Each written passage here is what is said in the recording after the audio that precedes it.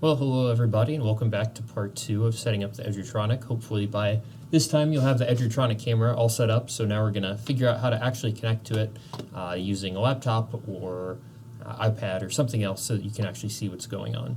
So the first thing that you're going to want to do is connect to the Wi-Fi, because the camera puts out a specific Wi-Fi network that you have to connect to.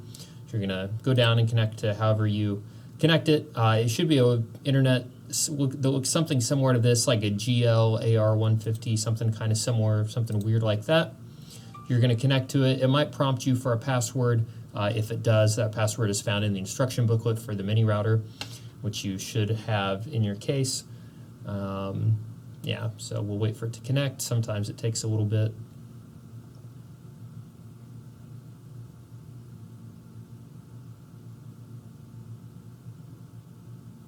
It's also important to make sure that you wait to do this until the camera has already had, I don't know, 30 seconds or a minute to turn on, because sometimes the camera takes a while to go to the mini router. Okay, so this is what we want to see. We're connected. It says no internet secure. That's fine. That's what we want. Now we're going to go up to the search bar and type in the IP address for the web server. So basically the camera puts out not only the camera's own IP address, but also puts out a web server. And to get to the camera's IP address, we have to go through the web server, which is kind of sort of annoying, but it's at IP address 192.168.8.1. That's also in the instruction manual. Go to that. It should give you something like this. It wants the admin password. Put that in. If you don't know what that is, message me on Slack and I'd be happy to give that to you. It says success. We're in. Okay. So right now it says that our WAN port is being used as LAN. You can set it back to WAN below. Okay, so this is what we actually want. We want it to be used as LAN. Sometimes, I know whenever I first got the Edgertronic out of the box, it was the other way. It was using the WAN port instead of LAN, which I know is confusing, but you want it to be this way. So if it is using the WAN port, there will be a button down here that says use as LAN. You'll want to click that, but this is how we want it right here. We want it to be using the LAN port. If it's different, you need to switch it and use it to LAN.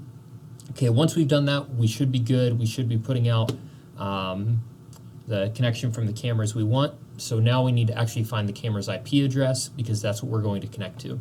Let's go in here and go to wireless. No, it would be under clients. So this basically just shows you all of the things that are on your network or have connected to it in the past. Wired device, that's what we're looking for. This is the Edgertronic camera. So we can find that the IP address is 192.168.8.230. So we're going to copy that. We're going to paste that into our search bar. Take it just a minute to connect, but this is what should be going to our camera. Okay, you should get something like this. At the beginning here, this really doesn't matter. You can go ahead and exit out of this. Okay, so now we are actually seeing what the Edgertronic camera sees, which is important. So you'll notice right now that we just kind of have this black screen right here, and that's really not what we want. We want to be able to see things. We want to see what's going on, obviously.